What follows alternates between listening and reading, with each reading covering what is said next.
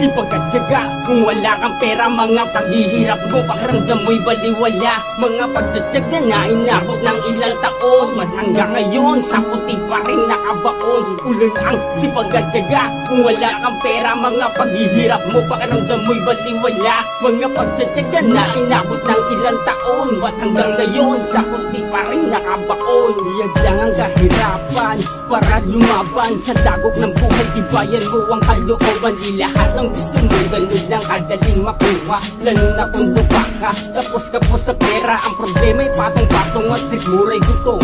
Kaka-apply mo maghapon, pag uwi walang malamon. Magtitiis ka muna sa isang tasang kape, uupo sa isang tabi at mag-iisip ka ulit ng diskarte na pwede mo munang pagkakitaan, o tao na pwede mo munang mautangang malapitan. Baka may alam siya na bakante, kung ano ang meron di na dapat mag-inak. Lang kayo sa palad ng umapad, pati mo ka kinukontra ang hiya para pangili may isalba. Napakahirap talaga ng buhay sa Pinas, ang bulok na sistema, kailan ba malulutas?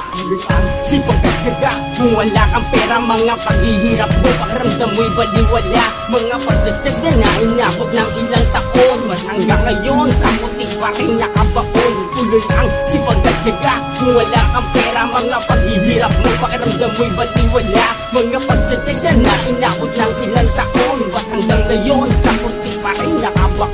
Sa murang gulang, nasanay na ako sa kahirapang kaganapan. Di rin namang gusto ng aking magulang, may pagkakataong nakagagawa rin ng mali. At minsan nakukubi, kahit nagmamadali, laging nagbabaka sakali na sana ay bukas merong ganunas. Kami pait na laging dinadalas ang malas, papalitan ng swerte sa ipinuhunan ko. Di na ako muli pang malindugi sa bawat kahit ko. Di na to sila kahit gaano kahirap, hanggang pasanin ng bigat. Masinig man ng balat, pakirot man ng mga sugat, lahat itiisin ng pamilya lang imaangat. Pero paano kung matutupad ang aking mga plano kung wala ka sapat na pera? Bawat lakad mo'y malabo, napakahirap talaga ng buhay sa Pinas. Ang bulok na sistema, kailan ba malulutas?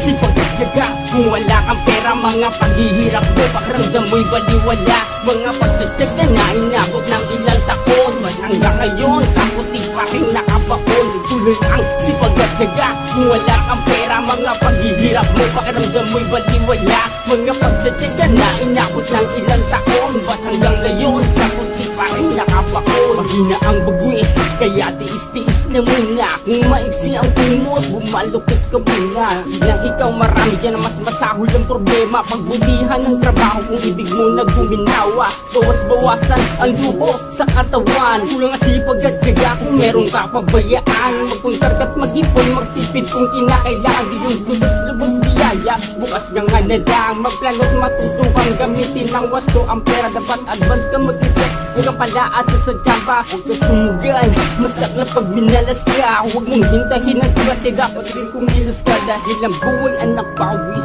dito sa Pinas, mababa na nga ang sweldo, bilhin lalo pang tumataas. Kaya isipin mo mabuti, ayusin mo ang iyong sistema. Ang benepisyo na info, ikaw rin ang tatamasa.